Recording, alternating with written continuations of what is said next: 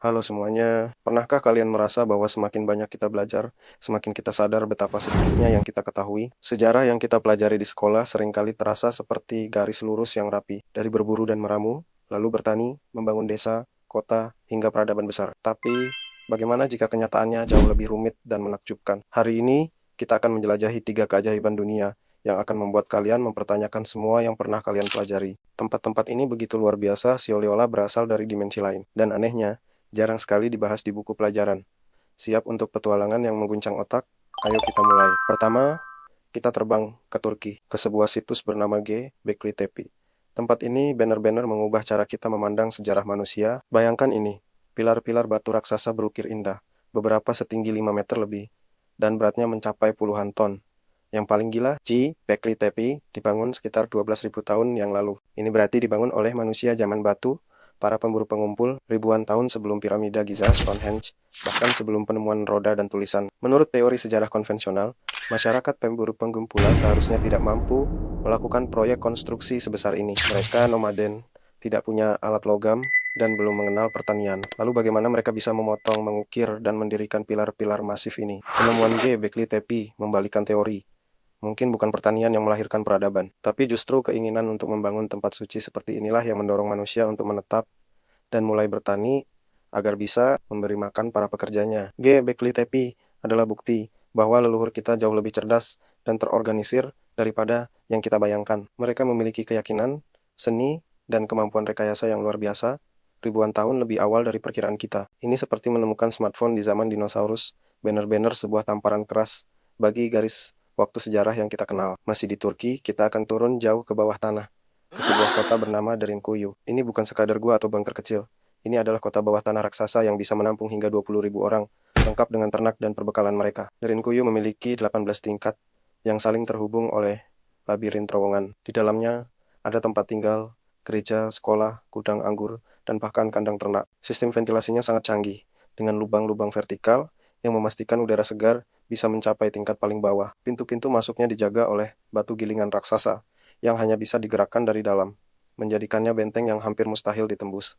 Siapa yang membangunnya dan mengapa? Sejarawan percaya kota ini dibangun sekitar abad ke-8 sebelum Masehi oleh bangsa Frigia dan kemudian diperluas oleh umat Kristen awal untuk berlindung dari penganiayaan. Tapi bayangkan tingkat kecerdasan dan kerja keras yang dibutuhkan untuk menggali kota sebesar ini hanya dengan alat-alat sederhana. Mereka harus memikirkan segalanya. Sirkulasi udara, sumber air, pembuangan limbah, dan pertahanan. Tinggal di bawah tanah selama berbulan-bulan pasti bukan hal yang mudah. Derinkuyu adalah monumen kejeniusan manusia dalam beradaptasi dan bertahan hidup di kondisi paling ekstrim sekalipun. Ini bukan sekadar tempat perlindungan.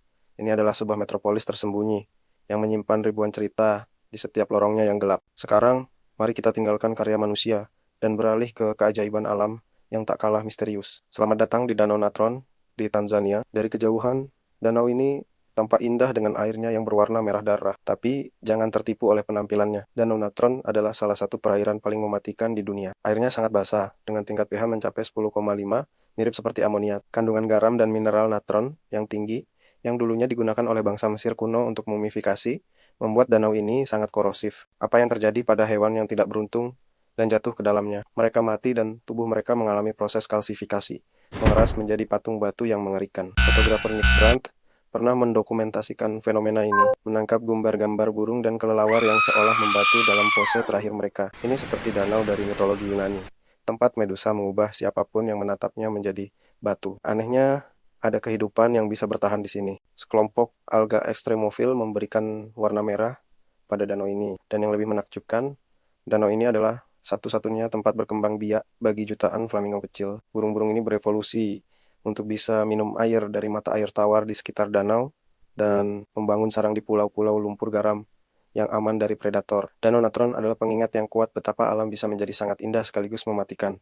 Sebuah paradoks kehidupan dan kematian dalam satu lanskap yang surreal. Selamat datang di Pumapunku, terletak di ketinggian hampir 4.000 meter di atas permukaan laut. Situs arkeologi ini adalah bagian dari kompleks Tiahuanaco yang megah. Yang membuat Pumapunku begitu membingungkan adalah presisi batunya. Bayangkan, balok-balok batu andesit dan diorit, beberapa yang terberat di dunia, dipotong dengan presisi yang bahkan sulit dicapai dengan teknologi modern. Ada potongan berbentuk hari yang identik satu sama lain, seolah dicetak dari pabrik. Permukaannya sangat halus, dan sudut-sudutnya sempurna 90 derajat. Bagaimana peradaban kuno, yang dipercaya belum mengenal roda, apalagi alat potong laser, bisa menciptakan karya serumit ini? Para ahli berteori, mereka mungkin menggunakan teknik sederhana yang dikombinasikan dengan kesabaran luar biasa. Tapi, melihat tingkat kerumitannya, banyak yang berspekulasi tentang kemungkinan adanya teknologi canggih yang hilang, atau bahkan bantuan dari luar bumi. Batu-batu ini tampaknya saling mengunci seperti kepingan puzzle raksasa, menciptakan struktur yang tahan gempa. Sayangnya, sebuah peristiwa dahsyat di masa lalu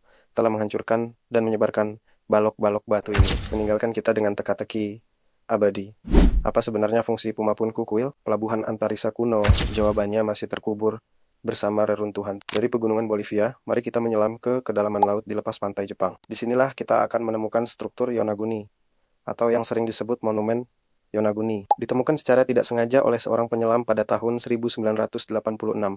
Formasi batu raksasa ini langsung memicu perdebatan sengit. Apakah ini adalah sisa-sisa kota kuno yang tenggelam, atau hanya formasi geologis alami yang kebetulan terlihat seperti buatan manusia? Struktur ini sangat besar, dengan panjang sekitar 50 meter dan lebar 20 meter. Di sana kita bisa melihat apa yang tampak seperti taris-taras datar, tangga-tangga raksasa yang curam, dan pilar-pilar batu yang menjulang. Salah satu bagian yang paling terkenal adalah The Turtle, sebuah formasi batu yang benar-benar mirip kura-kura raksasa. Para pendukung teori kota kuno, seperti Profesor Masaki Kimura, percaya bahwa ini adalah bukti peradaban Jomon yang maju, yang tenggelam akibat gempa bumi dahsyat ribuan tahun lalu. Mereka menunjuk pada presisi bentuk dan simetri yang sulit dijelaskan oleh proses alam. Namun, di sisi lain, banyak ahli geologi yang skeptis. Mereka berpendapat bahwa formasi batu pasir seperti ini bisa terbentuk secara alami melalui erosi dan aktivitas seismik bawah laut. Menurut mereka, retakan dan lapisan alami batuan bisa saja menciptakan ilusi tangga dan dinding. Sampai hari ini,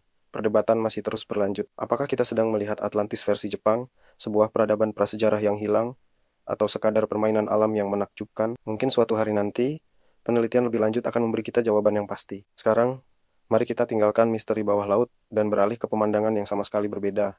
Gurun pasir yang tandus di Mesir. Tapi ini bukan gurun biasa. Di tengah lautan pasir ini, tersembunyi sebuah lembah yang menyimpan rahasia Samudra Purba. Inilah Wadi Al-Hitan, atau yang lebih dikenal sebagai Lembah Paus.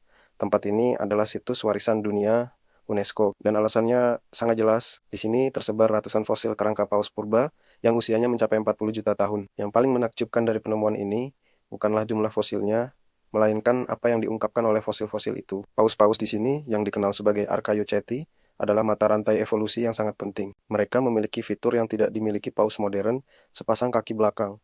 Ya, kamu tidak salah dengar. Fosil-fosil ini menunjukkan dengan jelas adanya tulang panggul, lutut, dan jari-jari kaki. Bukti tak terbantahkan bahwa nenek moyang paus pernah berjalan di darat sebelum akhirnya beradaptasi sepenuhnya dengan kehidupan di laut. Berjalan di antara kerongko-kerongka, raksasa ini terasa seperti berada di planet lain. Kamu bisa melihat dengan jelas tulang belakang mereka yang melengkung, tulang rusuk yang besar, dan bahkan sisa makanan terakhir mereka yang terfosilisasi. Lembah Paus bukan hanya kuburan massal, tapi juga sebuah buku cerita evolusi yang terbuka lebar. Tempat ini memberikan gambaran dramatis tentang bagaimana kehidupan di bumi bisa berubah secara radikal, mengubah makhluk darat menjadi penguasa lautan. Sebuah pengingat yang kuat bahwa planet kita terus berubah, dan gurun yang kita pijak hari ini mungkin pernah menjadi samudra yang dalam di masa lalu. Dari misteri arsitektur Pumapunku, teka-teki kota bawah laut Yonaguni, hingga pelajaran evolusi di Lembah Paus, dunia kita penuh dengan keajaiban yang menantang pemahaman kita. Ini baru permulaan. Masih banyak lagi tempat-tempat luar biasa yang ceritanya jarang terdengar, masing-masing dengan misteri uniknya sendiri. Misalnya, pernahkah kamu mendengar tentang gerbang matahari di Tiahuanaco, dekat Pumapunku? Gerbang batu tunggal ini dihiasi dengan ukiran rumit yang diyakini sebagai kalender astronomi yang sangat canggih. Atau bagaimana dengan bola-bola batu raksasa di Costa Rica? Ratusan bola batu yang nyaris bulat sempurna, dengan berbagai ukuran, tersebar di seluruh negeri. Siapa yang membuatnya? Dan untuk apa? Tujuannya masih menjadi misteri. Lalu ada garis-garis Nazca di Peru, geoglif raksasa berbentuk hewan, dan pola geometris yang hanya bisa dilihat sepenuhnya dari udara. Bagaimana peradaban kuno bisa menciptakan gambar berskala sebesar itu tanpa bisa melihatnya dari atas? Teori berkisar dari ritual keagamaan hingga penanda jalur air. Bahkan ada yang mengaitkannya dengan pendaratan alien. Setiap lokasi ini membuka jendela ke masa lalu yang penuh dengan kecerdasan, kreativitas, dan pertanyaan yang belum terjawab. Sejarah yang kita pelajari di sekolah seringkali berfokus pada peradaban besar, perang, dan penguasa. Tapi sejarah sejati planet kita juga tertulis di batu-batu Pumapunku, di dasar laut Yonaguni, dan di pasir lembah Paus. Kisah-kisah ini mengajarkan kita untuk selalu penasaran, untuk tidak pernah berhenti bertanya, dan untuk menyadari betapa sedikitnya yang sebenarnya kita ketahui tentang dunia kita sendiri. Setiap penemuan baru tidak selalu memberikan jawaban, tapi seringkali malah membuka lebih banyak pertanyaan. Dan itulah yang membuat eksplorasi begitu menarik. Perjalanan kita untuk mengungkap keajaiban dunia yang tersembunyi masih panjang. Ada begitu banyak misteri di luar sana yang menunggu untuk ditemukan. Terima kasih sudah menemani perjalanan ini. Jangan lupa untuk terus mencari tahu dan tetap kagum dengan keajaiban dunia kita. Sampai jumpa di petualangan berikutnya. Jika kamu suka konten seperti ini, jangan lupa like, subscribe, dan nyalakan lonceng notifikasinya ya. Terima kasih.